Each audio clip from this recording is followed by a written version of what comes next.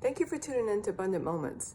Romans 8:2 lets us know about two spiritual laws: the law of the Spirit of life in Christ Jesus and the law of sin and death. When we accept Jesus into our heart and we put our faith in his finished work at the cross, then we are under the law of the Spirit of life in Christ Jesus. And therefore, the law of sin and death has no effect in our lives. But we have to realize this. We have to know who we are in Christ, and we have to know that we are no longer under the law of sin and death.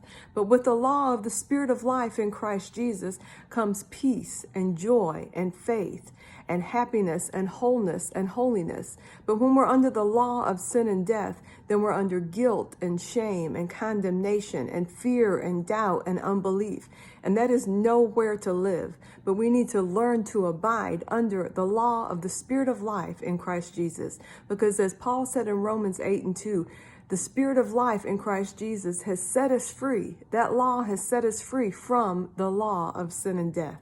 And once you know that, and you begin to abide under the law of the Spirit of life in Christ Jesus, then you receive all of that peace and that joy, and you walk by faith, not by sight. And you're not fearful, and you're not living under condemnation and guilt, but you know who you are, and you know that you're redeemed. So remember today, the law of the Spirit of life in Christ Jesus has made you free from the law of sin and death. Thank you for tuning in.